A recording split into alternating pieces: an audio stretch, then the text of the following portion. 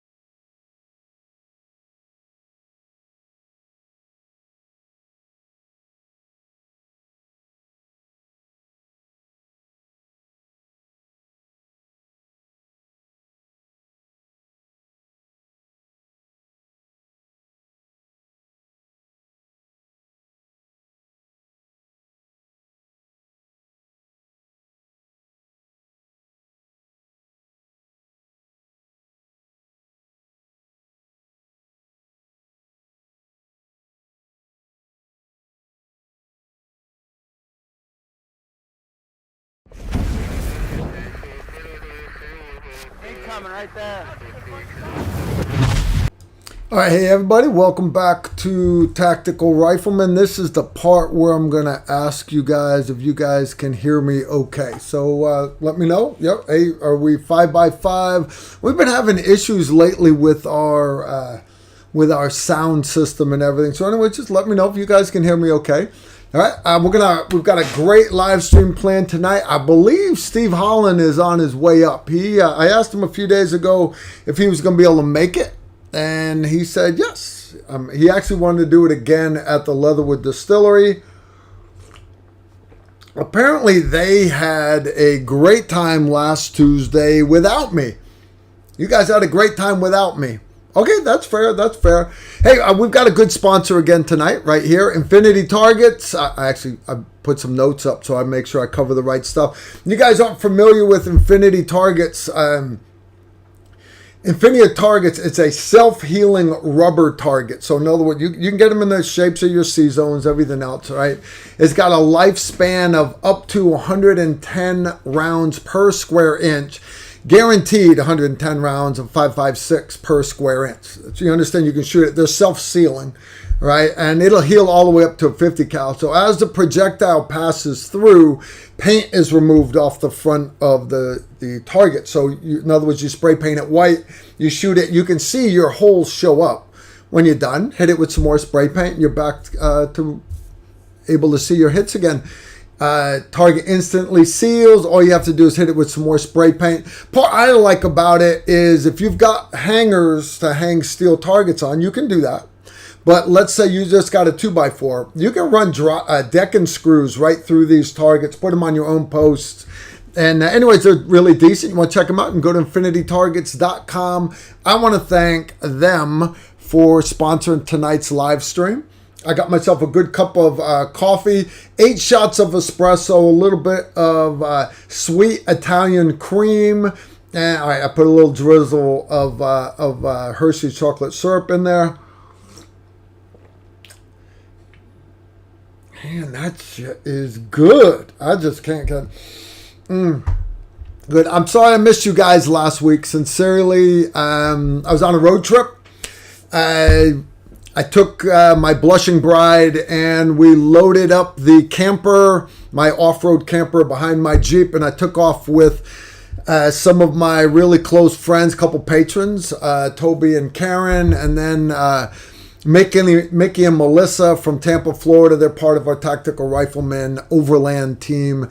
And we all went camping out at, what's it called? Windrock Off-Road Park up near the Smoky Mountains. Beautiful place, great camping. My wife doesn't like the queen-size bed inside the camper. Okay, but besides that, great time. Coming home Tuesday, right? I was supposed to make the, be able to come back and hang out.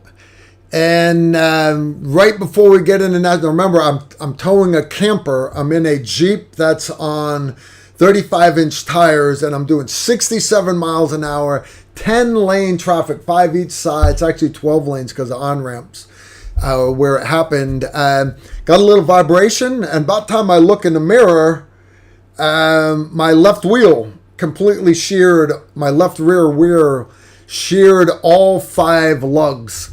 Lugs pop off the wheel, Angel's holding it in under the fender, stayed under the fender, and I was able to get it safely out of all the traffic onto the shoulder. As soon as I touched the grass and came to a stop, the wheel fell over.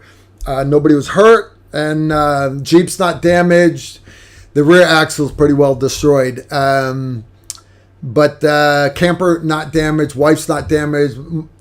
The wheel didn't launch across the highway and hit oncoming traffic. That's a big thing. Nobody got hurt. That's all that matters.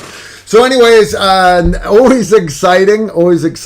I have ordered a Dynatrac Pro Float Dana 60 axle to go up under the back, and I should not be having these problems ever again. But it's going to be a while before it's delivered.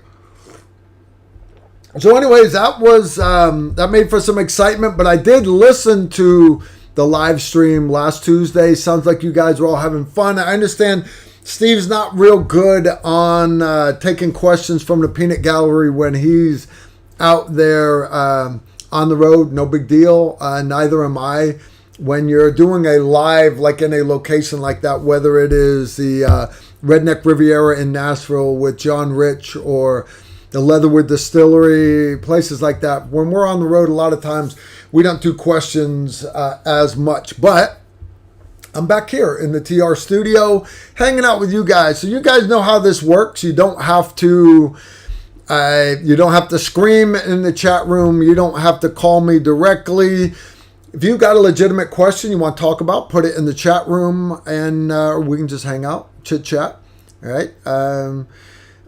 You have a legitimate question, you send it in, and what happens is your question gets sent to me. All right, this is a picture taken right out of the chat room, and when I get questions from my moderators, all right, I'll share them with you guys. I'll share them. All right. One thing I want to share with you is a note that I actually got. I got a couple of notes. This one, Mike, if you're listening, I won't throw Mike's name out there. Some people don't want to be on the internet. Carl saw this coffee and thought you might like to try it. Also, a few bags of your chocolate espresso beans. Hope you and the family are doing well. I am praying for your knee surgery this summer. Stay safe, Mike. Mike sent me. Now you know I love Five Stone coffee, guys. This is Five Stone Frontline coffee. That's what I'm drinking right now. That's what's in my espresso machine. But this one, I'm going to have to try this one. Not that it's going to be any better, but the name is totally awesome. Non-woke coffee. And then it says, for folks who are sick and tired of woke crap. All right. Yeah, it's a medium roast. It's whole beans. It will... man, you can smell it. It smells good. I love freshly roasted coffee. So anyways, Mike, thank you for that. We got another care package that came in, and that one is from Glenn Britcher. And He sent me some Tim Tams. He also snuck in a little bottle of Patron and a bunch of other Snicker snacks from down under in Australia. And anyways, I want to say thank you to the Britchers for this care package. Why are people sending me care packages? I just got my phone call 05:15 in the morning, tomorrow morning. I'm less than 12 hours away. And I have got to show up there and get in process. Tomorrow I'm having a full replacement, full knee replacement of my left knee. If you guys have been hanging out with us long enough, you know most of my joints are shot on my body. My ankles, I've had twisted ankles and sprained ankles so many times, I don't have any tendons on the outside of my ankles. It's basically the ligaments in my calf muscles that are keeping my feet from rolling in. My shoulders are screwed up. I got a torn muscle in the middle of my back. Both my knees are shot, but one of my knees, my left knee, is really shot. And they told me I got it scoped July 31st, 2001, right before the towers fell. I was actually still doing rehab when the towers fell. That was the last time I had that knee scoped, and they told me, look, you need it replaced. Just put it off as long as you can. So I have. I've been limping through it. I'm not big on pain meds. Pain reminds you that you're alive. All right. But the instability, it's actually changed my gait, and it gives out on me when I'm going up and down stairs, and can't run, can't do a lot of things that I need to be doing. So basically, the doc, he said, hey, it's been, you've waited long enough. You're 55. Let's get this thing replaced. So anyways, I go into the knife tomorrow morning. I've got my, it's outpatient surgery. So hopefully tomorrow afternoon, my wife will be bringing me back here. Mandatory, I have to bring a walker with me. I've already got a cane. My cane, the whole bottom of it is electrified. You've seen that. If you've seen the video where we tase, let Jason Phelan, our Navy SEAL, tase Emery. You guys seen that video? At the beginning of it, I show this cane that's all stun gun at the bottom half of it. Oh, it's loud. Anyways, that's the cane I'm bringing to the hospital with me. No big deal, right? Who's going to complain? They don't want me wearing a pistol during surgery. They said no jewelry at all. So no jewelry. That means no SF ring. My rubber wedding band, I think, will be okay. No pocket knife. No pistol. No backup pistol. No spare mag. So I guess I'm naked. Completely naked. But it is what it is. It is what it is. So anyways, I'm looking forward to surgery. Most people don't look forward to surgery. I'm here to tell you guys, I am looking forward to getting this done. I'm not looking forward to, getting my leg cut off and everything. I'm not looking forward to the rehab. I'm not looking forward to being down for so long, but, honest, I've got so much computer work I got to get caught up on. And, I joke that I'm going to write a book someday. Carl, you need to write a book. Yeah, someday I'll write a book. For my patrons, a lot of you guys here are patrons. If you don't know what I'm talking about, you go to patreon.com/Tactical Rifleman. And I want to say it's like $5 a month.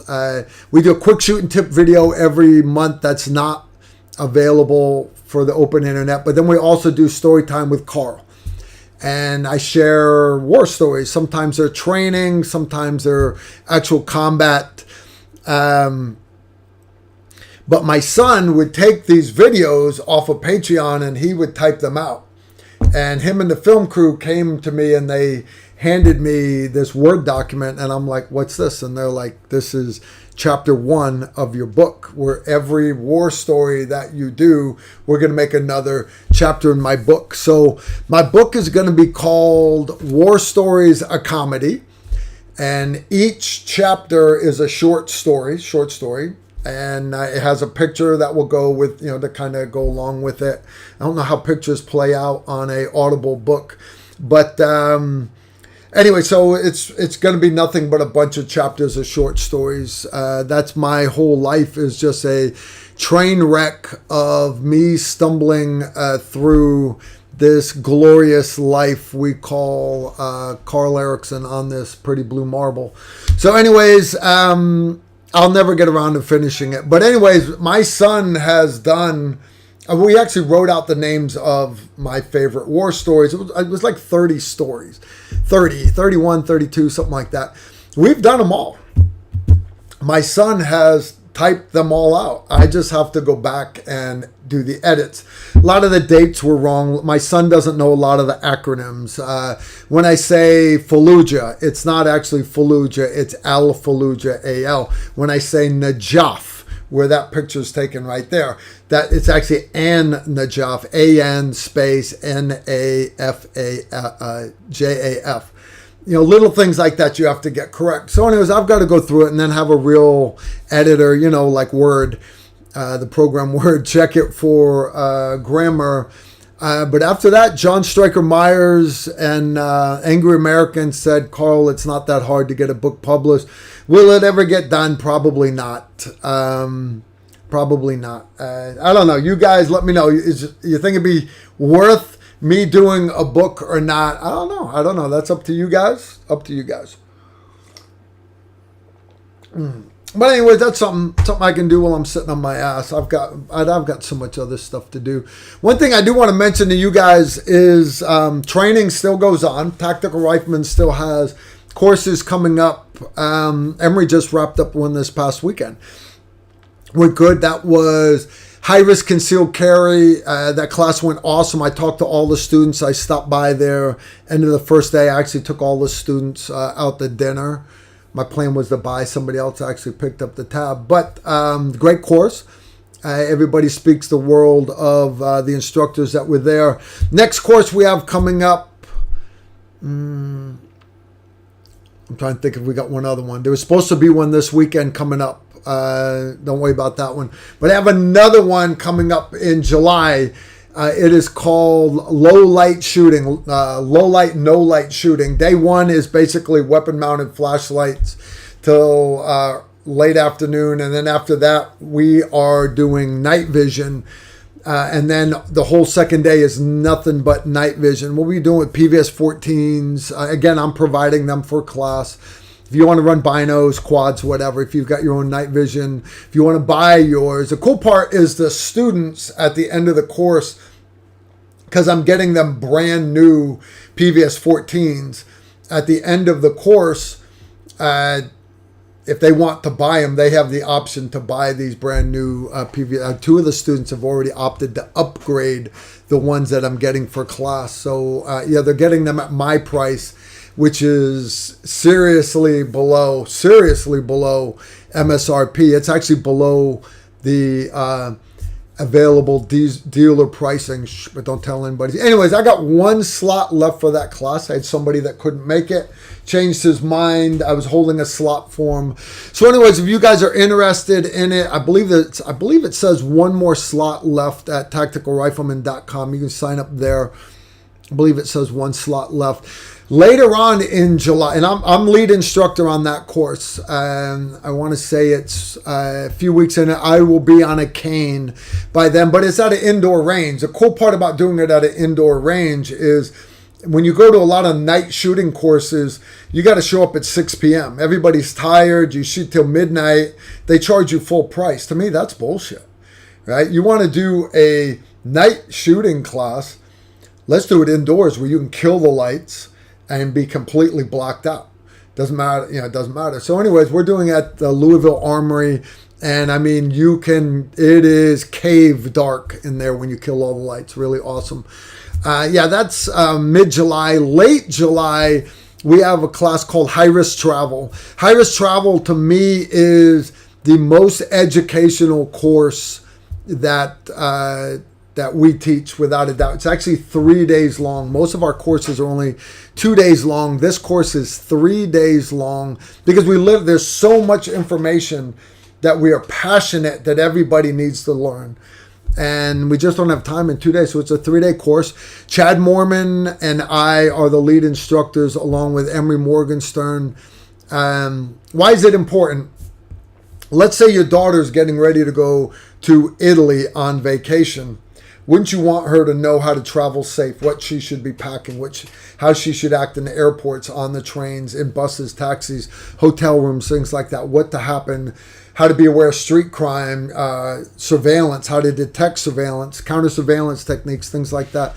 So anyways, it's a great course. That class is only about 2/3 full. So if you've got, you've got the family, they're out of school right now. If you've got that late teen, or you got your wife, or you're going to be traveling on vacation, whatever, that's the class that you need to say, hey, we're going to go do this. And we've had women take it. I've had youngsters take it. So long as you, the parent, think that they are mature enough to handle the material that we're putting out, I have no problems you bringing them. Does not involve any firearms at all. I take that back. There is some interaction with firearms, but not bad. Nothing crazy. All right. I just got a message from Steve Holland. KE, not going to be able to make it tonight. Pinned down at the Hall of Heroes. What they're talking about, Hall of Heroes, that's at 5th Special Forces Group on Fort Campbell. They actually have a place called the Hall of Heroes. Tonight, they are doing the retirement ceremony for Miss Joyce Luster. Miss Joyce is this awesome lady. She has been the secretary for the 5th Special Forces Group commander pretty well forever. No joke. My entire career, as soon as I got the 5th Special Forces Group, Miss Joyce was already there as the secretary for the group commander, and she's been there ever since. She's now retiring. She's been doing it forever. Miss Joyce, just a awesome human being. I wish we all could live our lives as well as Miss Joyce did. Clearly a example for everyone. Anyway, Steve Holland, a great friend of Miss Joyce Luster. So he's there at her retirement. I wanted to be, but you guys, Livestream. So Steve, I know you're watching right now. We miss you, but please give Miss Joyce a hug for me, and pull up the Livestream on your phone and let me know, and I will wave to her for sure. I'd love to give her a hug personally. All right, Susan, our moderator from Down Under, she's got to put a lot of hairspray on her hair because being down under, all that gravity would make her hair go up in the air. She has sent us a couple of questions from the Peanut Gallery. Let's see the first one here. First question is from Scott Smith. You tell us to put a flashlight on our pistol. I CCW full-size 1911 without a rear. Where can I get a light to mount on my 1911? Excellent question. Guys, I wish I had Steve here. I got to go through 1, 2, 3 doors to get to my workshop. But in my workshop, there's actually a rail for my Surefire weapon light. And what it does is it clips onto your trigger guard, all right, and goes up. It puts a little flashlight rail underneath your 1911. And I'm not saying you need to get a new gun, but if you're a 1911 guy, understand that you can get a modern 1911. And what I mean by modern is the Beretta, the M9 Beretta, for example, didn't, back in the day, it did not have a light rail on it. Fast forward, you can now get 1911s with rails on them. You can get a Beretta. A newer model M9 Beretta actually has a reinforced slide on it because the slides would always crack. But they also come with light rails now. But if you want to stick with the 1911 that you're currently running, you can get a light rail that will clip onto your trigger guard, number one. Or you can do what I did, because on several of my pistols that I used to run, they did not have light rails on it. And for example, you guys understand I can't pull a pistol out right here to show you, but my backup pistol, my EDC carry is a Glock 19. Right? When I'm not carrying my Glock 19, when I'm not carrying EDC, when I'm not carrying, the pistol that I carry is my Glock 43X. Now the 43X, my 43X was not cut for optic, and it did not have the slots to hook a flashlight on it. So what I did is, just like you, I needed to find a light that would clip onto the trigger guard. And what I found was a company called Crimson Trace. Crimson Trace made their name making lasers. They're big on lasers. Okay, I'm not a laser guy. Now that said, I like, and I still bring that one. I carry it every day, right? When I'm not, if I'm not carrying a pistol, if I'm just in here around the house, or if I'm out in board shorts or my bathing suit, that's the pistol I'll have on me. The light I run is a light and laser combo. It's got a green laser, but it also has a 500 lumen flashlight on it. And you can swap to strobe, to just the flashlight, to just the flashlight, to white light and laser, just the laser, just the white light. I leave it on just the white light. It runs off of a CR2 battery, and anyways, it clips onto the trigger guard. Though I'm not for sure, because I'm not a 1911 guy, I almost guarantee you that they make one that will fit your 1911. That's Crimson Trace. Now, again, they made their name doing lasers. All right, I'm not condoning saying everybody has to carry lasers. No, but I am passionate that everybody needs to have a light on their combat firearms, all right, including their EDC pistols. All right, you guys understand why? And people are like, "Well, you're a FUD, Carl. We don't need that because we run red dots." Not. There is a major. It happened while he was a major. I don't know what rank he is now. Back at 5th Special Forces Group, I never met the guy. He was not in my unit, but from what I am told, and I hate sharing this story. I mean, it breaks my heart. But he heard the dogs barking, everything. He wakes up, he grabbed his 1911, Kimber 1911 out of the nightstand, and his wife is there with their new baby, and he knew nobody else was in the house because the dogs are outside, and his daughter was away at college, right? So he knew there was nobody in the house. It's like 2 days before Thanksgiving. So he starts going down the hallway. He didn't flip on the lights because he heard movement in the living room, right? The problem, though, is the perpetrator in the living room also heard him coming down the hallway, and she decided she wanted to surprise her dad and jump out and surprise him that she came home a couple days early for Thanksgiving vacation. She jumped out to surprise her dad. He shot and killed her dead on the spot.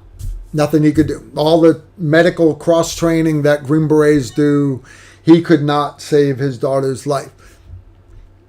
He did not. Now, tritium sights, glow-in-the-dark fiber optic sights, red dot sights, they allow you to see where your firearm is pointing, but they do not allow, and lasers, same thing, they allow you to see where the pistol is pointed. They do not allow you to see, is the target a threat? Is it not a threat? If it is a threat, is it a threat that actually warrants deadly force? You have to be able to ID that. Could he have flipped on a light switch? Maybe. How about if there's an electrical storm and the power is cut out? How about if they had cut the power to the house? Anyways, guys, let's learn by other people's mistakes. You understand, he will regret that for the rest of his life. I regret that for him. Can you imagine having to live with that? Crazy, right? So anyways, guys, I appreciate I appreciate him trying to find a light for his EDC pistol. So Scott, you find that light, dude. Please find it. And if you can't find one you like, it's an excuse for you to go get a newer firearm that has a light rail on it. Next question is from Big Tuna. Maybe Sue can give him a sponge bath. I just threw up in my mouth. Thank you, Big Tuna, for saying that. That was wrong. This one's from Jerry J. What ATV you had, Carl? We had Bombardier Max 800 Outlander.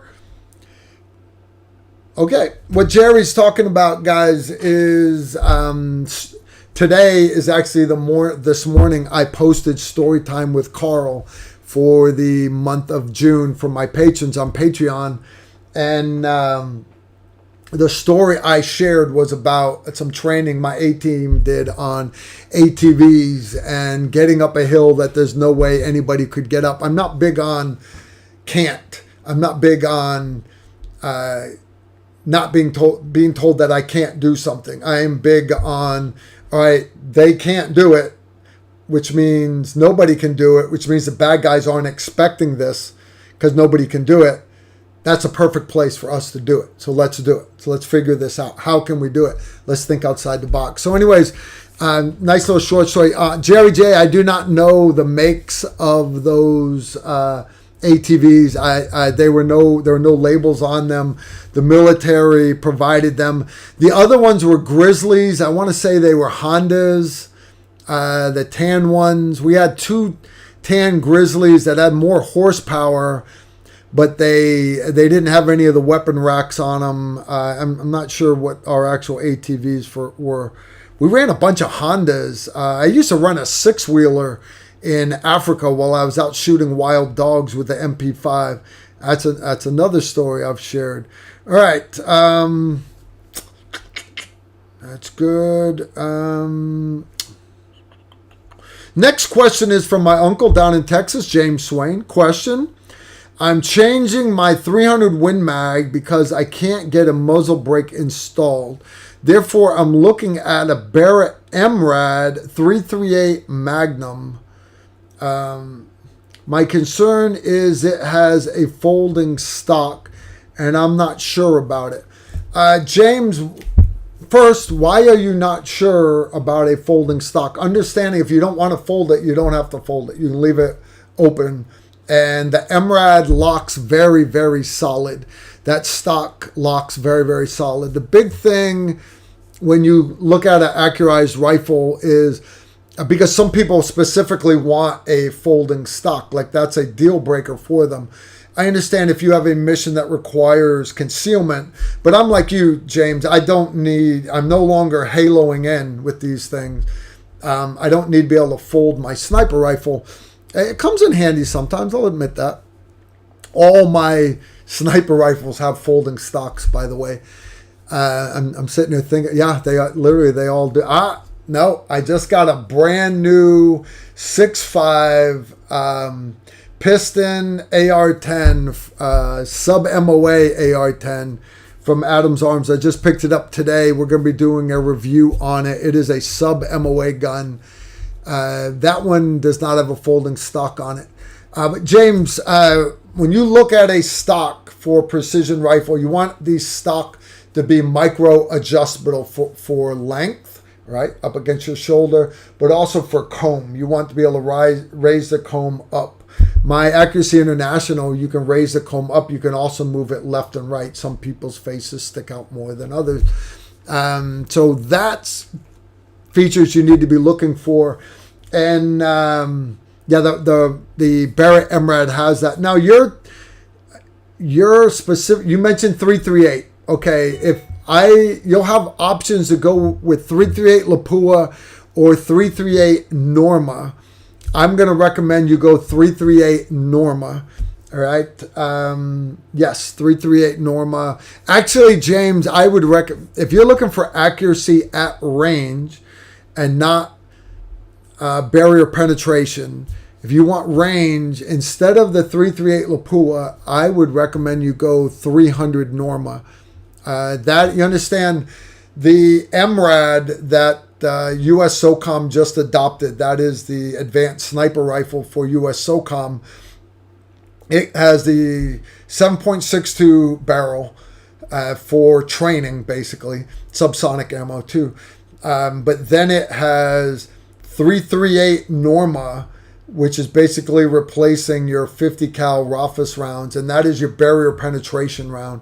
Getting through cockpit windows on commercial airliners, getting through bank windows and sides of armored stuff like barrier penetration.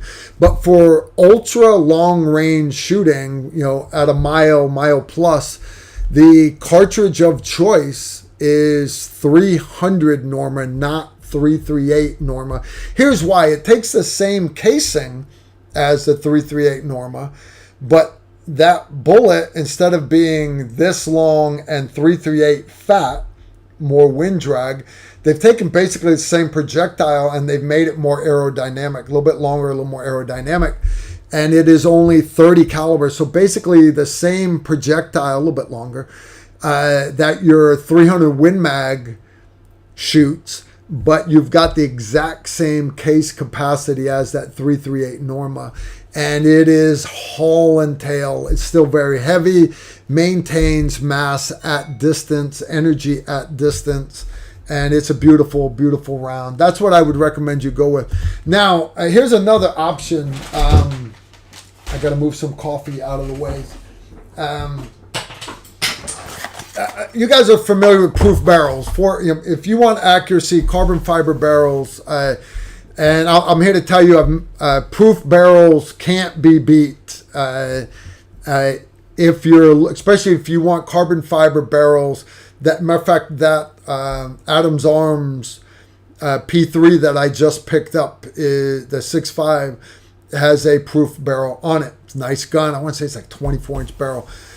But they are not the only company that does carbon fiber barrels. There's a bunch of companies that do, but there's only one other company that you'll see me mentioning, and it's called Helix 6. Right, let me get the logo in there. And their barrels, guys, are this is just a blank. Now normally when you start saying you want to get a carbon fiber barrel for your gun, you've got to let them know ahead of time exactly what length you want it. And the reason for that is they have to keep all these barrels in stock. If 18-inch barrels and 21-inch barrels and 22-inch barrels and 24-inch barrels, and you basically have to take from whatever they have in stock, or you got to wait for them to order one. The cool part, and the reason for that, is the way Proof Research does their barrels. If you look at them, they've got another lip of metal right here at the end, because how they do their carbon fiber, you can't cut the carbon fiber. Can't cut it. Helix does their barrels different. All right, and I don't know the exact process. I had it explained to me in detail, not over my head, but to the top of my head. And I apologize for not remembering all the fine details, but the reason why I asked for this blank is simply because you get it in whatever caliber you want, right? This is a 5.56, it's actually a 6.5 barrel. But the cool part, see how it's cut right here? It's not threaded yet. You can thread it for that muzzle brake, for that suppressor, whatever it is you want to do. But the cool part is you can change the lengths on this. So if I wanted the barrel this long, I could have the gunsmith with his lathe cut it, and then cut it like this, and then cut it again to cut the carbon fiber back so it could then be threaded. What this allows premium gun makers doing precision guns, it allows them to not have to have 10,000 proof barrels in him, because you understand nobody has 10,000 proof barrels on hand. But they could have a lot less barrels. The barrels could just be done by caliber instead of by length and caliber. So anyways, James, the reason why I'm throwing that out there is your 300 Win Mag, you're wanting somebody to basically thread your barrel and put a muzzle brake on it. I don't understand why you can't find anybody in Texas to do that, number one. But another option you have is to actually reach out to Proof Research. There's a couple other really good barrel companies, and ask them specifically for a 300 Win Mag barrel that is already threaded to take a suppressor / muzzle brake, so any muzzle device. And what you'll find is you'll be able to put that on to your 300 Win Mag, your gun, without having to drop the fat cash and, more importantly, the waiting list of getting a MRAD. So anyways, Helix 6, James, if you remind me, because I know you got my phone number, my email address, and we'll put it back in the box here. If you reach out to me, I will, I'll do a email to them, and I'll see if I can get you a deal on one of these Helix barrels, because these things are totally badass. Let me close this box back up. This this barrel, guys, I have this because I'm planning on building another rifle. You guys know and I know this is a sore spot for some of you guys. You know, I built a AR rifle called the TR1, and I love the TR1. I can't say enough about it. It is still to this day the best AR I've ever ran in my life. The thing is totally badass. We've had a lot of problems with the company making them. I'm not even going to say the name. I'm not going to give them. I'm not going to give them the bandwidth. Let's just say once they are done making, and I've got people that have waited over a year to get their AR1 rifle. I have told them a year ago to stop taking orders and do not take any more orders. Fulfill the ones that you've already had paid in full. And isn't that sad? I've got people that have waited a year and still haven't got their guns yet. Man, that just burns my ass. Once they have fulfilled that, anyways, I am looking at a new rifle, and I thought about it. It's like the only thing I would change is if I was going to run a suppressor full time, then I would want to run a piston. So, and I don't run a suppressor full time. I don't. So that's why the original TR1 was not a piston. Now, the TR1A1, you should have the option to have the piston. So anyways, that's what I'm looking at. We're finalizing. It's not ready to go public yet. Some of you guys have seen the prototype in classes. You have. That is some good coffee, guys. Good coffee. Now, but once I get that gun done, the next gun I wanted to build was, you guys understand my background in the military was almost always behind a sniper rifle, tactical rifleman. And I know all the videos you guys see me doing pistol videos, or you see me doing AR videos, but you understand that's because for every one precision rifle guy out there, there's 400 guys that do carbines, and there's 800 guys that do pistols. But if you look, guys, I can go all these pictures. I can go all of them. That is me in my man dress right there with my SR25. And you love my porn stash, right? That's me at work, all right? Me in full kit in Mosul. I want you to look at my finger right there. Look at that gun right there, guys. You see the night scope on it? Yep. There's another one for you. That's me sitting top of the hood. That's, again, my SR25. Guys, this is pretty well all of my life. I have been running accurized guns. Huh. that's just so. Anyways, I'm very passionate about this subject. I am so. Once I get you guys all up to speed, get all my tier 1s fulfilled, I am going to start working on a precision rifle gas gun. I gotta get my right there. I like to have my blushing bride in the picture because she's a cutie right there. She's a cutie. All right. So, anyways. Frame back up. We're good to go. All right. So Steve's not coming tonight. Good question though, James. Let me know. I will help you. I'll help you get a good barrel. Anyways, that's why I got that Helix. That's the barrel I'm looking at putting on my my blaster, guys. All right. Cons Quatch. What company sells Glock slides already cut for an optic? All right, Brownells. You can get them from Brownells. I've ordered one from Brownells. I used to not recommend you getting your own slide cut, but the reason for that is once it's cut forever, and it used to be.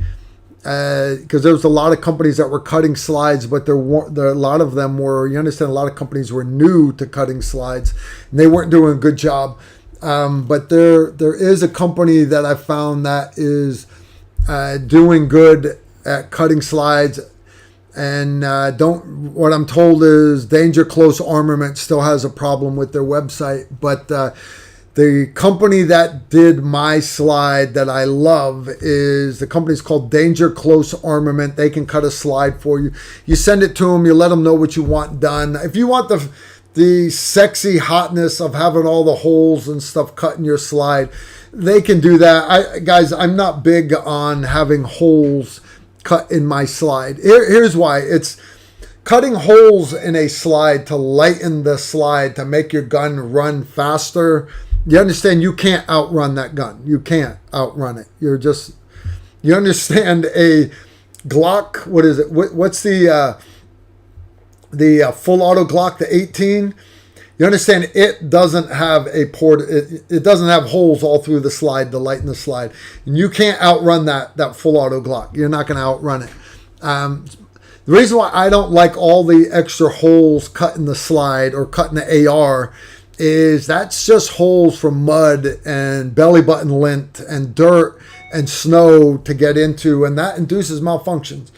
So I don't do that. Now, they did make the slide pretty so you could see where holes would have been and stuff. They did a great job. And anyway, Danger Close Armament, you can check them out at dangerclosearmament.com. Man, that is some good coffee. If you're just joining us, his name's Eric. 5 Stone Frontline Coffee, guys. We do have a promo code for it. What is it? Man, I do not even remember what the promo code is. I got it here somewhere. I think TR10 saves you 10%, but I can't find it right now. I really can't. Anyways, Eric, if you're here, if somebody knows, again, full disclosure, I don't get a dime. I do not make a dime off of his coffee. I do not. I recommend his coffee. Why? Because it's good coffee. Can you get good coffee other places? Black Rifle Coffee makes good coffee. Starbucks makes good coffee. Not promoting Starbucks. I'm not. I'm promoting Eric at 5 Stone Frontline because Eric takes this money, and you understand he goes and does mission trips overseas. His last one, he went to Africa, and he goes over there. He does a lot of great work, trying to make the world a better place. He actually came and took our high-risk travel course. So if you don't believe me when I say the high-risk travel course is a great course, I invite you to ask Eric, and he will tell you that indeed it is. It's a good course, guys. It is indeed a good course, indeed. All right. Yeah, I know, Susan. I got more coming, but I want more questions. But I want some more coffee.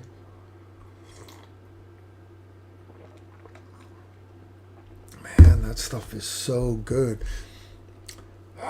Sucks because I got to get up early in the morning. I really don't want to.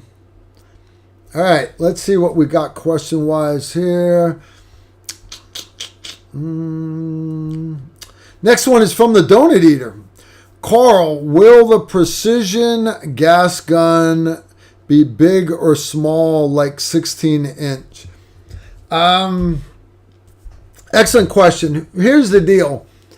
Is 6.5 is a 308 casing, basically neck down to a much more aerodynamic projectile. Okay, but you understand you still have to get it to a certain speed in order for it to be accurate. All right, the longer the barrel, the more accurate it will be. Now, the flip side is if you've got a mission that requires a shorter gun, why not go with a go with something shorter? But understand, you're doing that sacrificing muzzle velocity. Muzzle velocity does two things for you. One, accuracy at distance, right? Two, energy at distance, all right? So you're shorter the barrel, less muzzle velocity, all right? If you're more concerned about the energy, then trust me, at 300 meters, a 12-inch barrel is still giving you more than enough energy to do most missions, all right? But if you need accuracy at 500 or 600 meters and still having enough energy, then you might want a longer barrel. So excellent question, Donut. I don't have an answer for that one right now, but I'm leaning towards it'll probably be at least a 16 or 18-inch barrel. It's not going to be 12-inch. Definitely not. All right. It'll probably be 18 or longer. All right. Ghost Enemy. Carl, you look so pretty in that dress. Carl, you look so pretty in that dress. Oh, you're talking about the picture. All right, guys.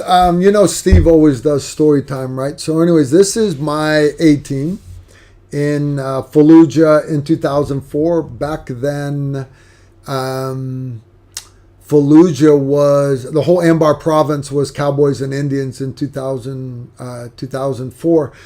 So this was after the first Battle of Fallujah, right before the second Battle of Fallujah. My interpreter, this guy right here, great guy, but everybody else in the picture is on my A-team. Third from the right, third from the left is actually Air Force JTAC, but the rest of the guys are on my A-team. This picture, I had other guys on my A-team also, but this picture was taken right while we were getting ready to get in the vehicles to go out to Ramadi. Notice we're in civilian clothes. Why? Because if you look at the picture, there's only 10 of us here. All right, 2, 4, 6, 8. There's 9 of us here, which means one Humvee would have 5 people in it. The other Humvee would have 4 people in it. That's an easy target in Anbar province at the time. You'd end up getting ambushed and ambushed bad if you were riding around in just 2 Humvees. The Marines always traveled in big convoys, 5, 10, 15 vehicles.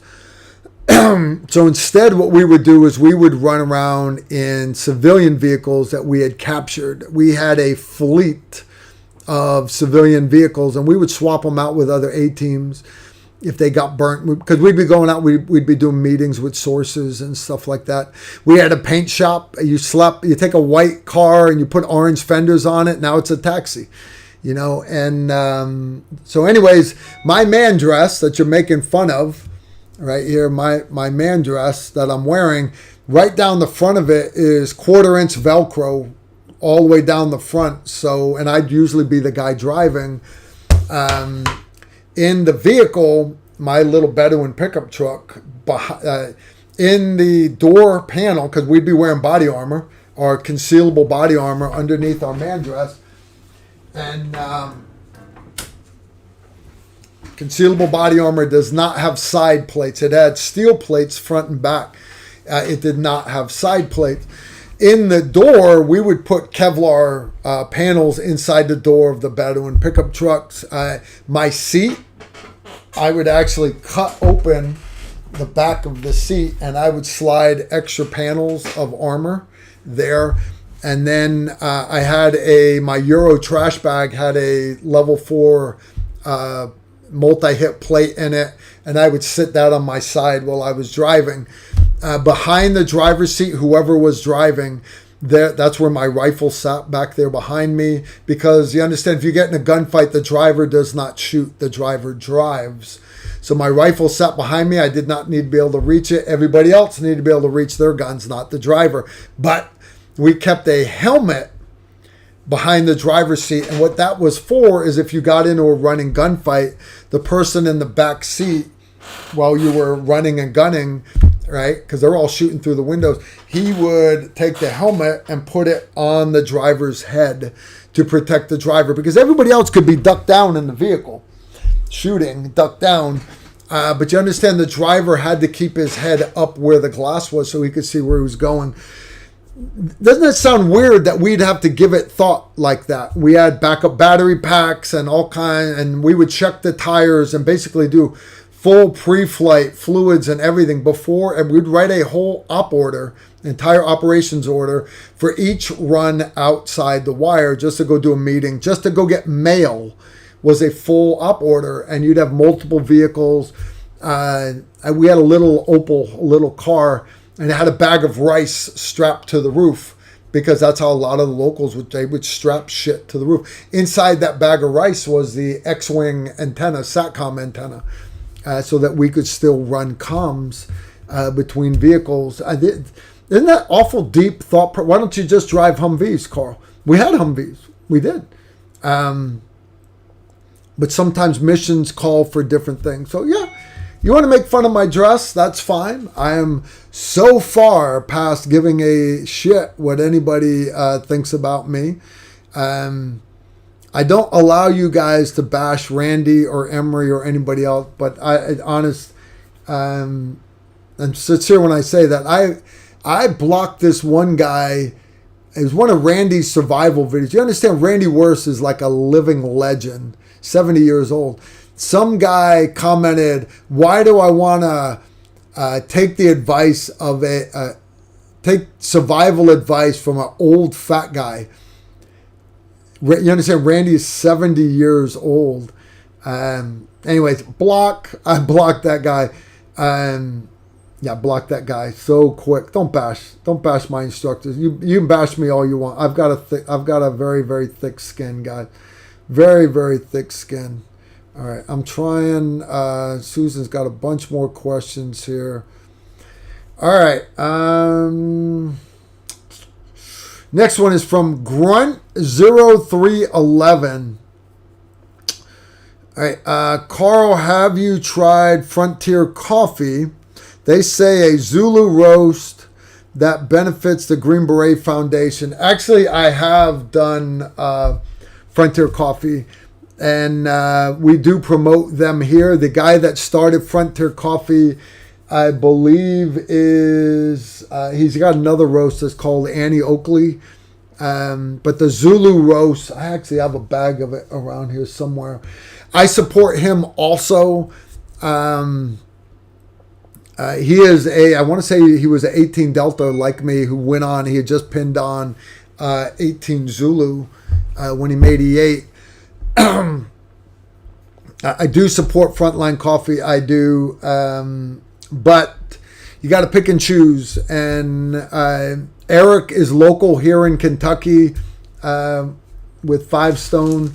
And Five Stone is good coffee, guys. Five Stone Coffee. This is ground. That's why it sits here on my desk.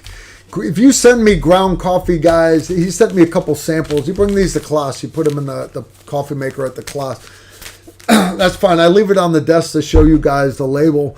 I put ground coffee in my trailer because my camper doesn't have a coffee grinder in it. But people that want to send me gifts, like Mike, Mike knows to send me whole bean. But yeah, I know Frontline, and I support them also, guys. Frontline.com, frontlinecoffee.com. Either one of those two companies, guys, you can't go wrong supporting them. You really, really can't.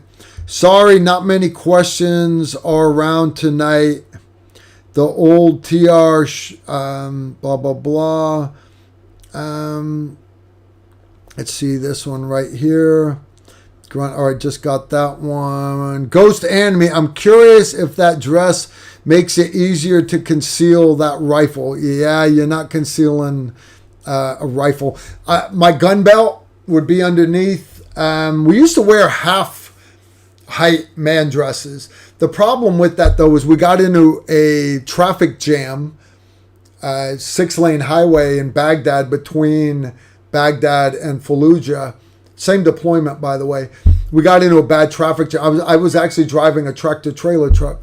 And anyways, we ended up getting into a traffic jam and rolling gunfight, basically. But we had to get out of the vehicle. And the problem with getting out of the vehicle, when you're wearing a keffiyeh and you got your Tom Selleck mustache and you kind of blend, you've got the man dress and everything, trying to look like a local driving a Mercedes tractor-trailer truck with no windshield because it's been shot out. When you get out of the vehicle and you've got camouflage pants on and a gun belt, you don't blend anymore. So lessons learned, we then went to full-length man dresses. And some guys blend better than others.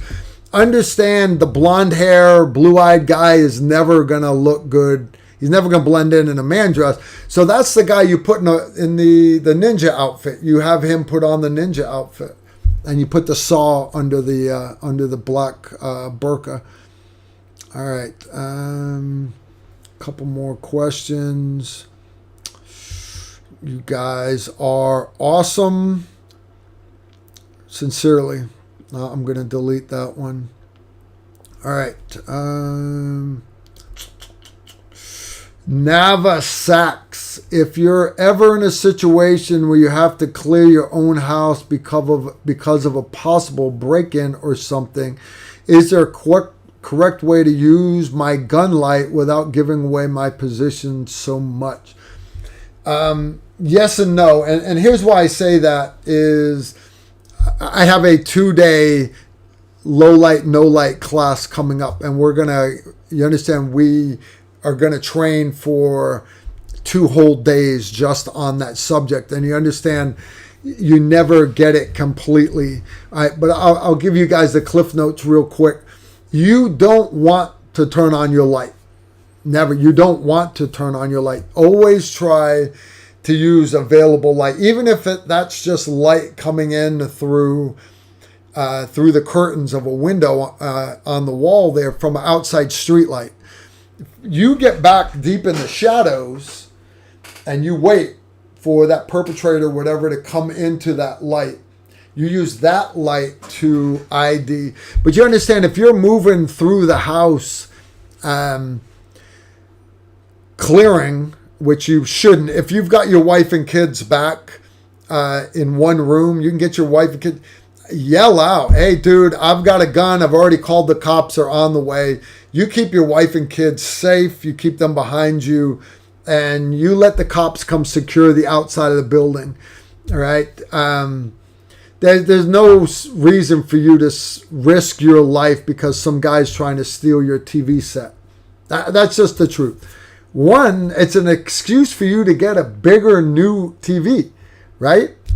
And you know the guy's going to get caught. He's going to get caught. And then when he does, you make sure he gets off on a technicality, and then you and your buddies go roll him up and hold a conversation with him for 2-3 weeks out in the woods. All right, I digress.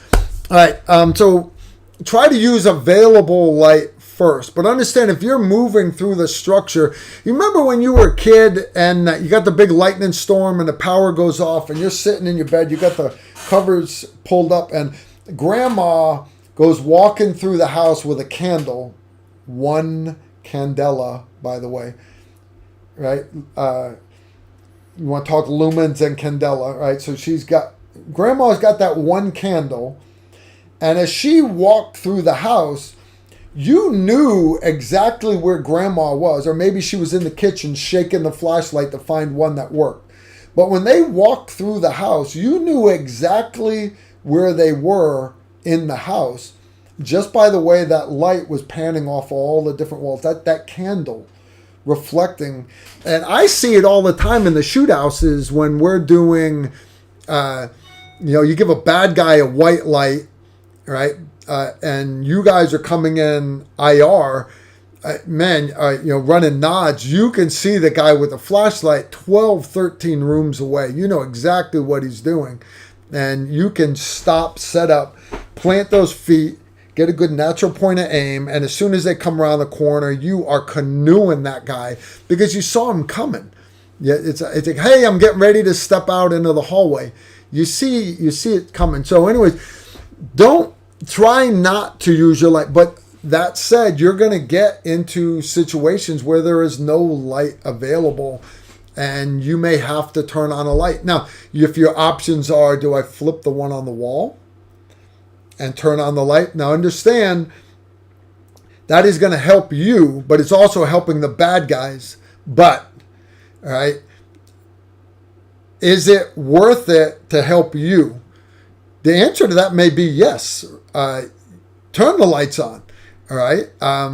Especially if they're running nods, all right? But you've got to weigh the pros and cons. So I can't give you right here over 2-3 minutes what the answer is for your house, because everybody's situation is going to be different.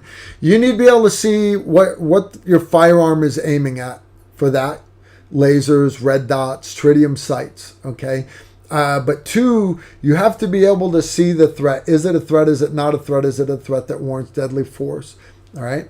And then, 3, that light that's being used, it can come from different places. It doesn't have to just come from you. It doesn't have to come from the lights up inside that room. It does not have to, all right? And then 4th, where you have lights, you have shadows. Now, a dark room, you can stand outside in the light and you can't see nothing in that dark room, all right? Because your eyes are adjusted to this light right here. I have got a bright light right there. I've got another bright light right here, all right? You can't see into that dark room.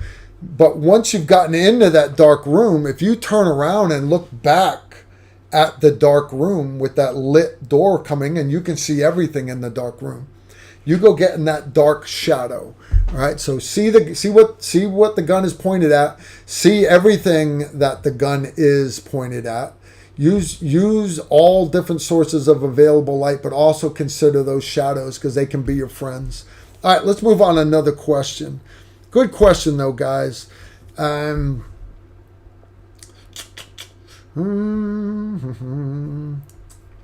Next one's from Alan Fox. Carl, have you ever shot any of the Desert Tech sniper rifles? And if so, would you recommend them? Yes, I have. I would not recommend the MDR. But again, that's not their sniper rifle. As far as their bigger guns, they have a bullpup gun. I've only put a few rounds through it. One thing I will say is the action was nowhere near as jeweled as like a Falcor Defense or a Surgeon rifle or one of those brands. They started out with the big bullets, the 408 Chi-Tac, and they kind of built off of that. No, I'm sorry. I'm talking different company there. You're saying Desert Tech. They're, I don't want to bash them. I'm going to hold my tongue. I've heard good things about them. I've shot a few rounds through them at an industry range day, but not enough to give you an actual opinion. So I'll let you develop your own. How's that? Sorry, guys. I'm just trying to be honest. All right. Wayne Trotter. Carl, do your NBC units give you some good real-world training? Did you do any training with the CRD units? We actually, 5th Special Forces Group has a CRD detachment up at group headquarters, Chemical Reconnaissance Detachment. So basically as far as working with other CRD units, I really didn't work with any other CRD units. We were allowed to send, it was usually the 18 Deltas that got to go do it. They'd go up to, I think it was in Virginia, and they would actually do the live nerve agent training. But as far as working with our chemical detachment guys from 5th Special Forces Group, we actually had a captain and 2 E4s that were attached to our company for the initial invasion of Afghanistan back in 2001, and they did great. They did awesome. They did hell. Even the one of the E4s got a ARCOM with a V because he was like the 7th man in the stack going in, and he came in a room and a bad guy stepped in from the other side, and the little E4 got his blast on. Cool, right? That's a big deal when you're E4. You're in a Green Beret unit, and you're one of the only. I think we have 4 guys in the units wearing red berets. Everybody else wearing a green beret, But when you talk to Green Berets, they will tell you, I was on triple nickel. I was on ODA 555. I was on, what A team were you on? I was on I was on 135, first group. I was on 735, that is 7th group. I was on this team, I was on that team. That's how most Green Berets say that. I was on 536, that was my first A team. But once you've been in the SIF company, guys don't say that. You don't say that you were on 511 or 512 or 513. You just don't say that. I was a team sergeant of 516. You don't ever hear me say that. You'll hear me say I was in A15. We're very proud of our company, the entire company as a group. So for those CRD guys to do the initial invasion of Afghanistan with A15, with that company, you understand that the U.S. SOCOM historian showed up at our unit to collect up all of our pictures and stuff.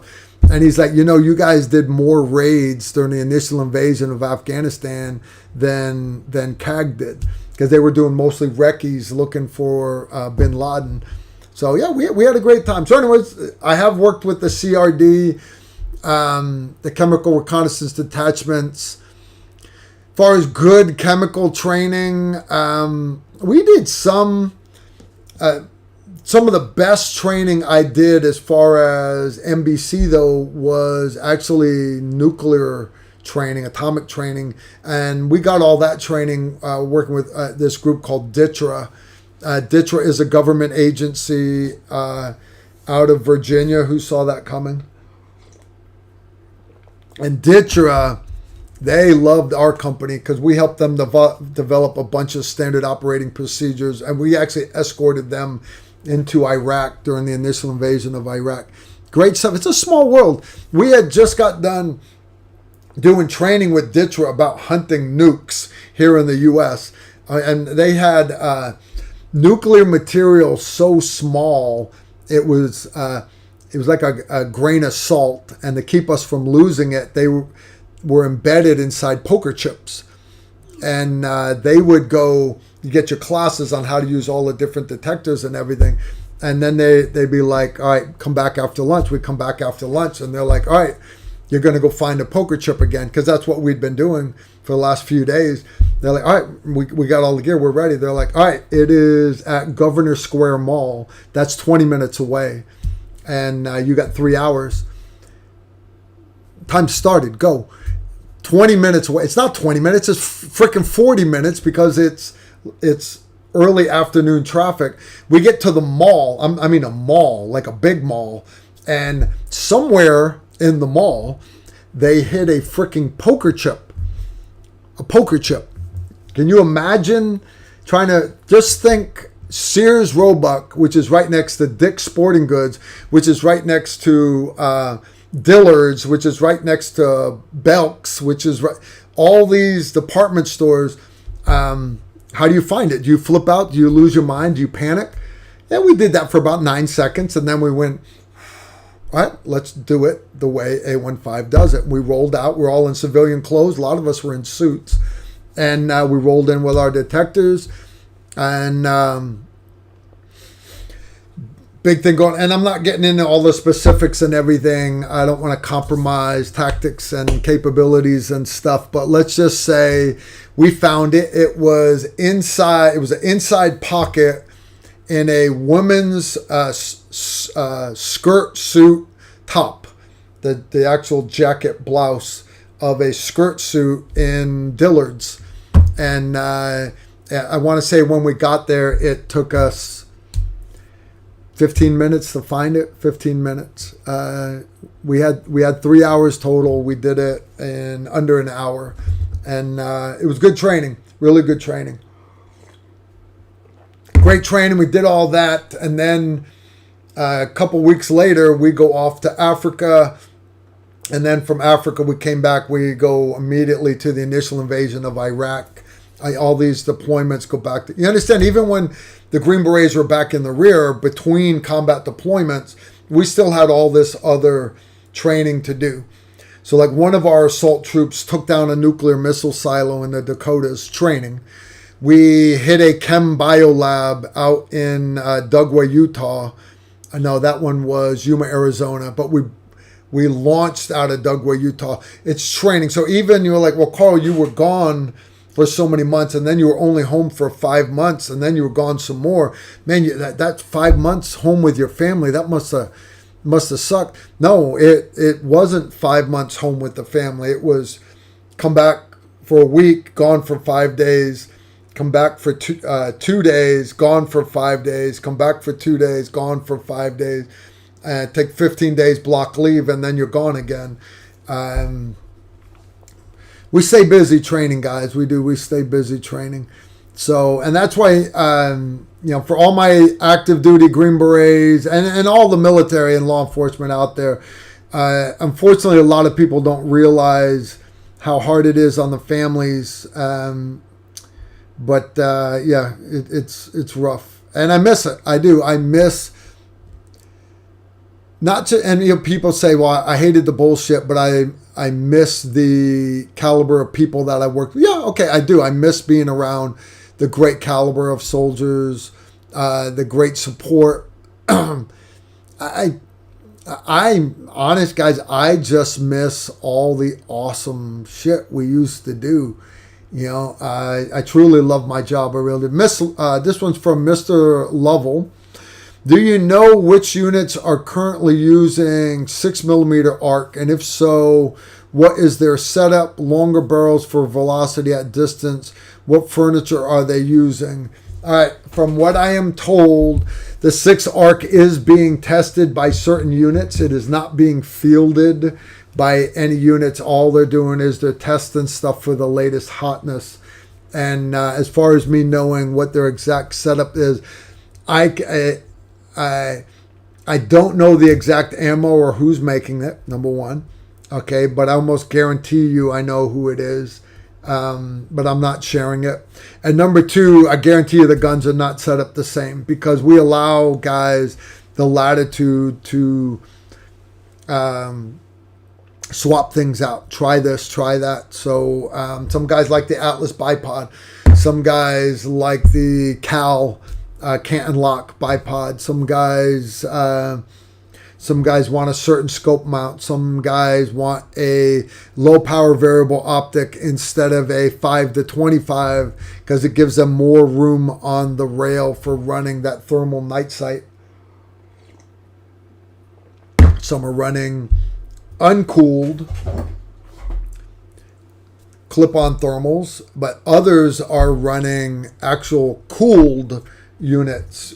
Remember back in the day, all my old guys, back in the day, thermals were massive, and they had like bottles of gas and big batteries, and you had to refrigerate the whole unit, and it took so long to get cold. And then that all went away. We all went to uncooled electronic units. And they were awesome, right? And turn it on, you're good. You immediately... The military has gone back for long range. Even on the sniper rifles, they've gone back to cooled units, and it has tripled their long range capability. That said, they're also coming back to uncooled units again. So you understand, and this is how things ebb and flow, guys. So when someone says, hey, Carl, this is the latest hotness, that tall riser, you got to have a tall riser to have that optic up here. I know that's the latest hotness. It has been for 5 years. I got that, but you understand, it was the latest hotness in 2003. It was the latest hotness in 99, and then it goes away. I'm just being honest. I just am. If that's your thing, you want to run the latest hotness, that's cool. I use what I want. Guys, I got about a third of a cup of coffee left. We're coming up on an hour and a half. That's usually where we stop. But let's see if we got any more questions. This one's from Victor. What does A-team mean? An A-team is a operational detachment alpha. Right, and the way a special forces group is set up, a group used to have 3 battalions. Now every special forces group has 4 battalions. Each battalion has got 4 companies. One of them, Delta Company, is your support.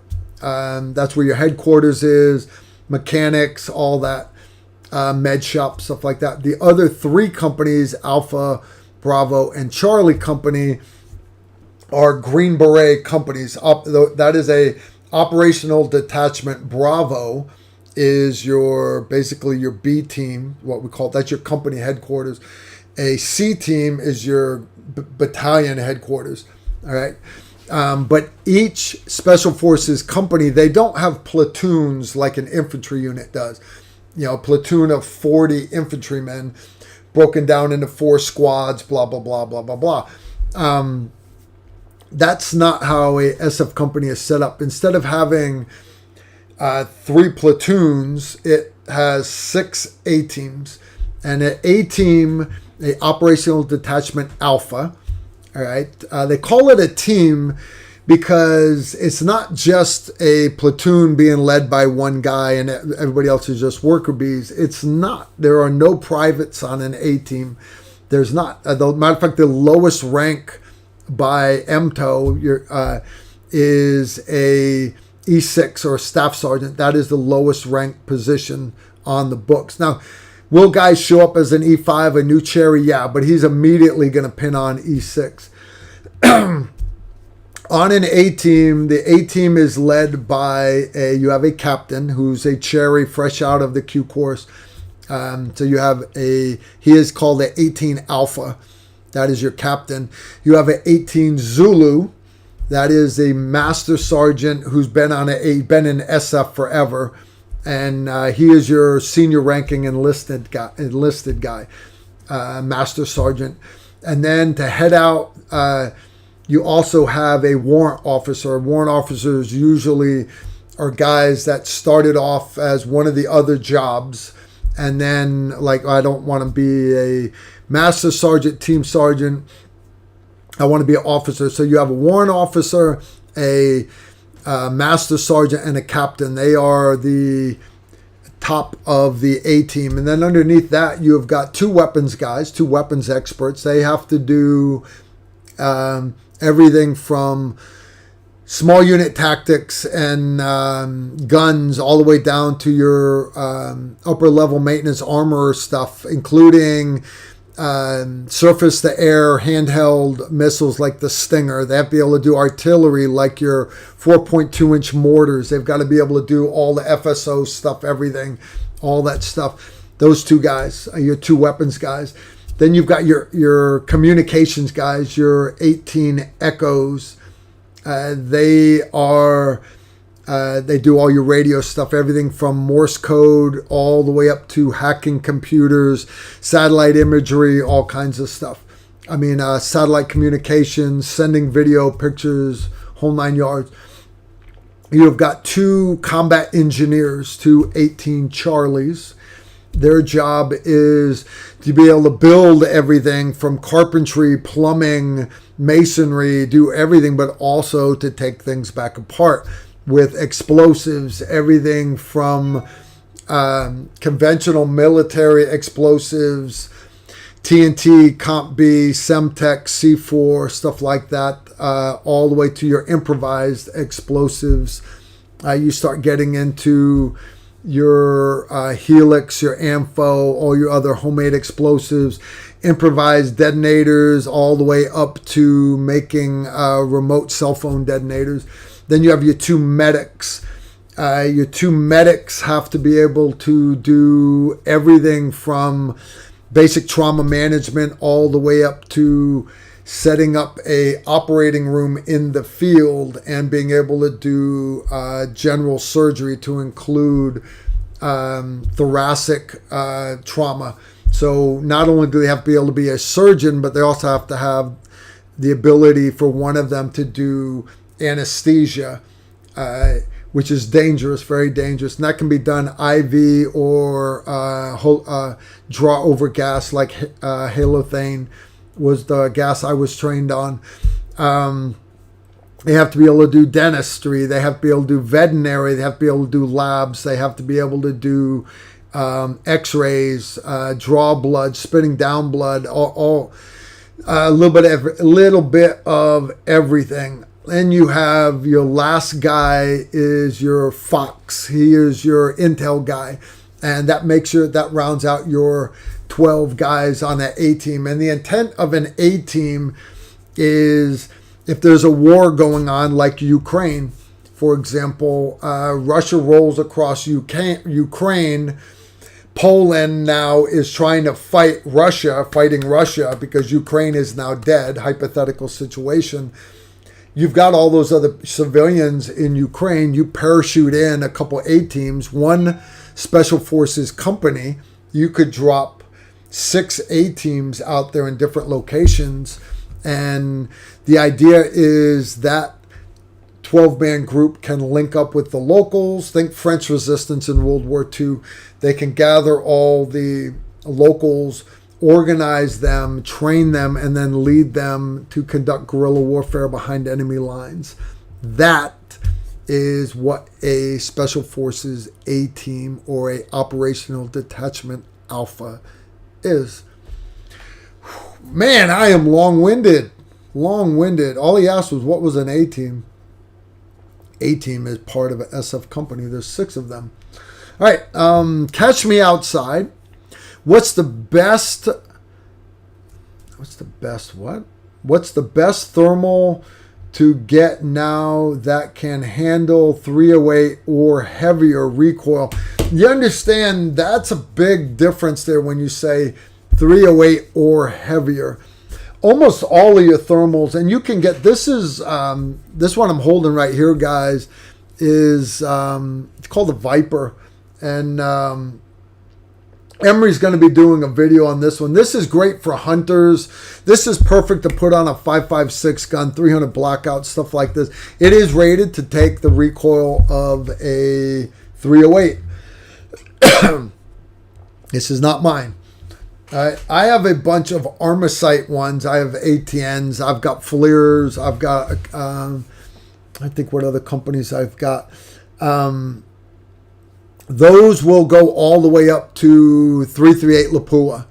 I've been told they will take, when it says up to 50 cal, that means up to and including 50 cal, but don't go to 51. All right. Okay. So don't put it on a Dishka.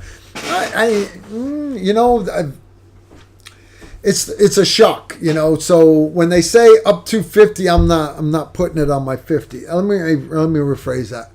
I put it on the 50, but the understanding that if it dies, I give it to them and they will repair it for me. Me personally, I'm going to push you towards Armasight right now, because Armasight has got some of the best thermals. You understand, Trigicon's got some nice ones. I think even EOTech has got some FLIRs out now. But you understand, these are companies that make optics that are new to getting into thermals. They're new to getting into thermals. All right. Some of these companies don't, like SIG doesn't make optics. SIG sells a lot of optics. SIG doesn't make optics. Right. So these companies that are saying, hey, we actually are making thermals now. Okay. But they're new making thermals. Armasight, the company isn't that old, but they've been doing it for so long, and we're doing it so well that FLIR bought out Armasight just to get rid of them as a competitor. Then a year later, they shut Armasight down. Armasight has since been bought back out from FLIR because FLIR is hurting, and Armasight has basically been built back up again by the same people that had it originally. So I haven't gotten. I'm on the list. I should already have my the new Armasight thermals for me to do videos on. I don't know why they're here. I wish I had one. I'd show you guys, because they are better than the ones that I currently have. But they've got some good stuff out now. Now, I mentioned earlier that the varsity teams are going from cooled thermals for sniper rifles back to uncooled for close-in stuff. But the resolution has gotten 10 times better. It's like watching TV. It's not, we used to just use thermals to locate a target and then use I-squared to identify it as friend or foe. Now, guys, you can see the guys blinking and everything. You're watching the individual blades of grass blowing. The thermals have gotten so much better, but they are not. They are priced to where most military units can't even afford them right now. So, but it's on the horizon. More and more that technology will trickle down, and it will be available to us. So I'm excited to see all the technology that is going to be coming out to civilians here in the next 5 years. The thing that you guys, and I know we're gun channel, right? Everything here has got a gun. Literally everything's got a gun. No matter where you look, there's a gun. I got my reloading bench right there. That is an entire bookcase of optics, those two shelves, ammo, and then those are reference manuals on the bottom two shelves. And then the floor is all the body armor I'm supposed to be testing, different plates, all this stuff. We're a gun channel. So I know you guys asking stuff about guns, but I want you to think big picture, and you have to think offensively, but more important, defensively. And I think a big part that people are missing out on is drones. Your little remote control UAVs. You see it on the news all the time, especially the internet. If you don't watch mainstream media, if you get your news off the open source internet, there's just drone footage everywhere. And they make attachments for your drones for literally taking your bait out further into the ocean and dropping your bait in for you. It'll actually release your fishing line and drop it. You understand that can be used to drop pretty well everything. A resupply of magazines to your buddy over there. A med kit can be delivered. A water bottle in case he's in the middle of a gunfight and he becomes parched. I'm parched. Would you get me another bottle of bubbly? They can be delivered by drones. So could incineraries and fragmentation. I'm just saying. So anyways, as far as civilian available drones, you're going to see over the next 5 years technology of drones on the civilian sector is going to go through the roof. So my reason for saying that is we got 2 drones. One of them's dead. I crashed it too many times. That's my expensive one too. I'm not going to say the brand. I don't want to bash them. But we have a drone. You guys will see footage in some of our videos from time to time. At beautiful drone footage. But there is a drone in my life. So if I need to check something on the property, I'm like, it's not showing up on all the security cameras, or what is that out there on the security camera? Fly the drone out there. Your drones seeing at night now, and thermals on drones, and IR on drones, and this on drones. You're going to see that they are improving more and more and more and more, and the prices are coming down and down and down. So I encourage you guys, even if you just get a toy one today, what you would consider a cheap recreational drone is cutting edge technology. I mean, cutting edge just 5 years ago. Literally, just 5 years ago, they wished they had some of the stuff that you can just go down to Best Buy and grab right now. So, and you're going to see drone technology increasing and increasing. So my reason for saying that is I love all the questions and stuff. And I'm not saying I do not want this to turn into a drone forum. Not at all. Not at all, guys. I'm not a drone guy. I can fly a drone okay. I got buddies that can fly drones like you would not believe. They'd be like coming right up the window looking inside and shit. That's not me. That's not me. But I want you guys to add it to your bag of tricks. If you do not currently have a drone in a little case with rechargeable batteries, all right, that you can at any given time pull out and train with, I think you're setting yourself up for failure, because it is a great tool to have in your bag of tricks. And the cool part is if you've got, you got maybe not the wife, but the kids love to play with drones. You understand, kids get bigger, adolescents, and then they turn into teenagers. But if they keep getting better and better and better with these drones, you understand you're growing another member of your fire team, of your home defense plan. But now, remember, you got all those guys on your A team. You now have a guy on your team that is awesome with a drone. So anyways, just food for thought, guys. We got 2. I got to get one repaired. We got 2. I'm getting ready to get another one. If you guys know any drone makers that want me to use them in a video, please send them my contact information. American Patriot. Let's see if I got another one here. American Patriot question. Carl, what scope for a 308 Remington 700?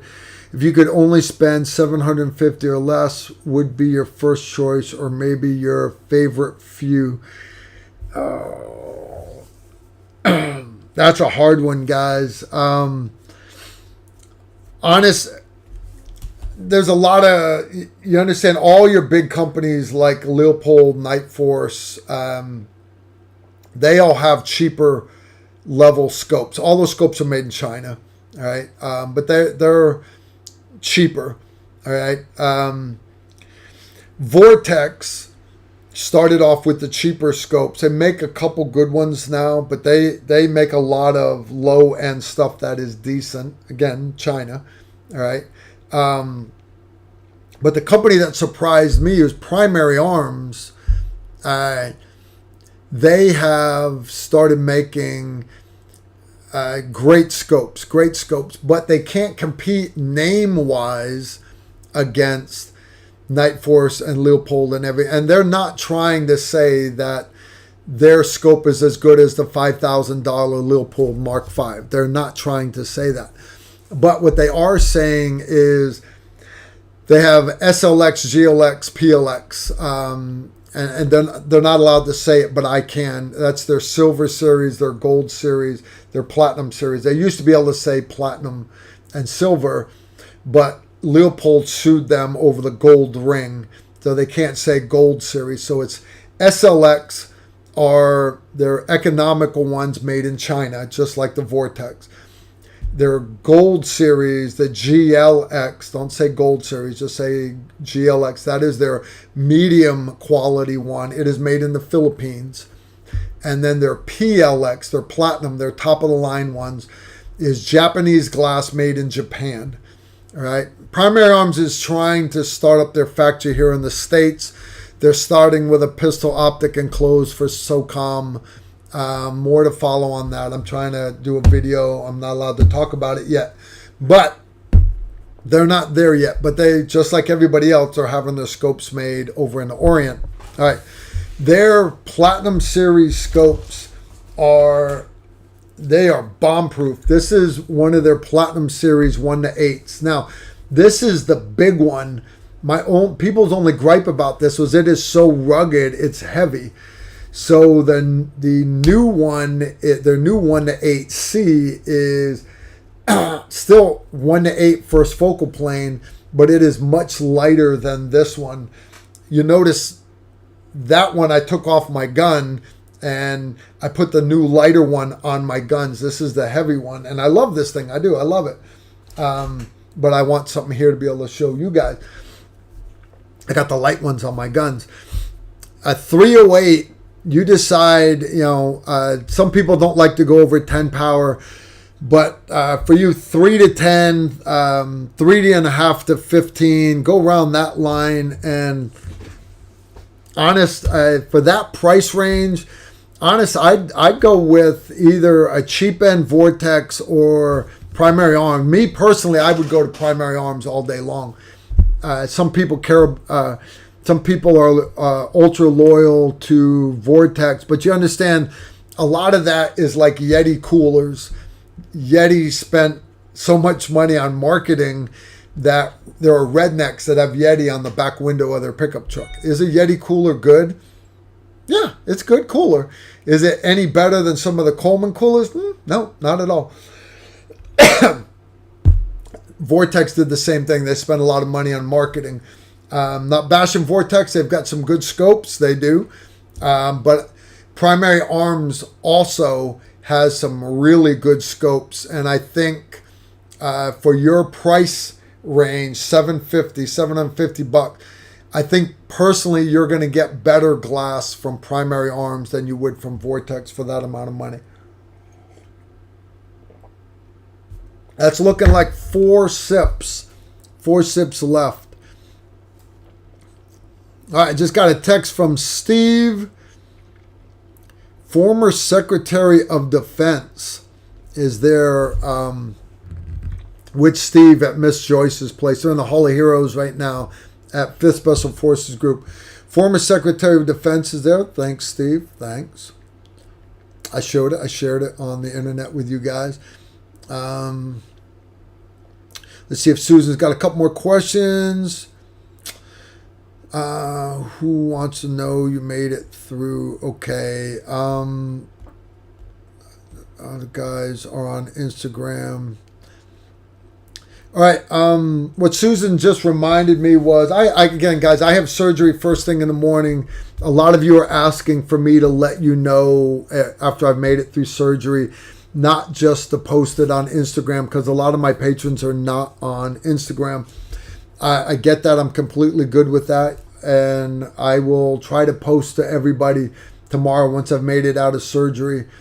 Susan, will you guys keep us updated about Carl on Patreon? That's from Big Fezzig. Yeah, Big Fezzig, all the rest of my patrons. You know I love you guys.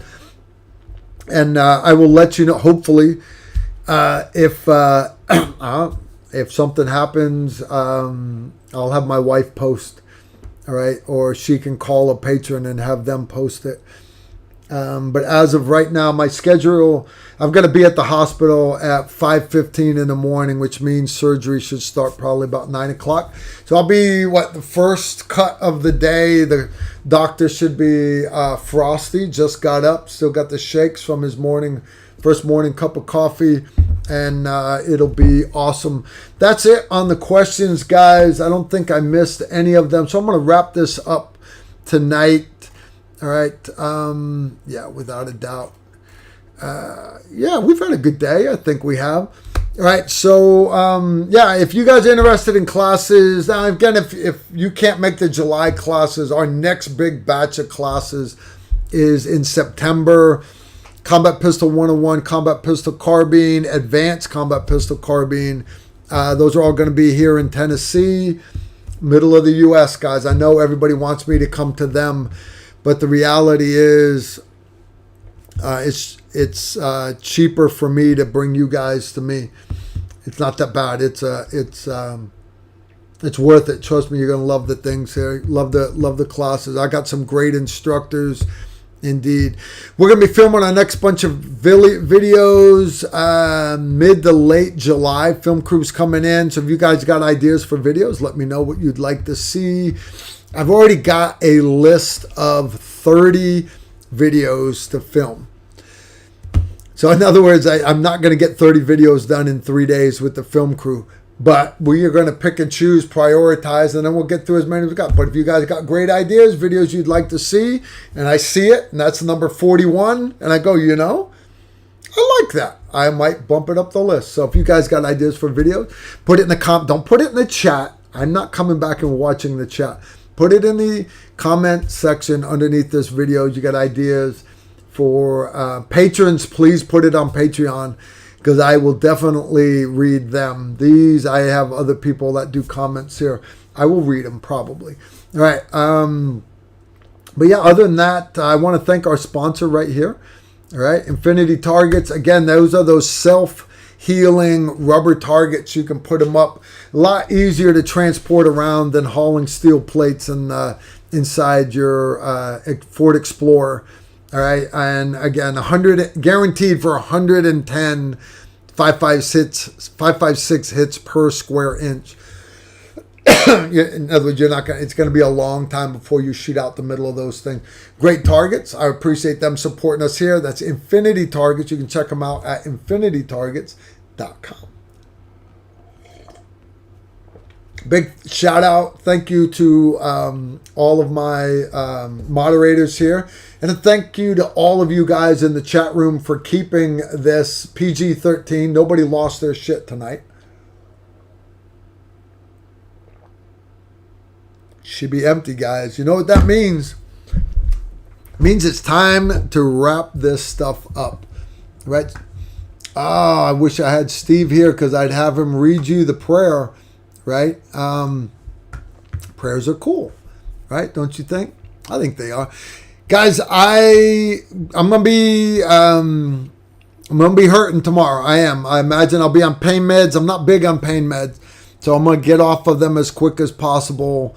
Anti-inflammatories for sure.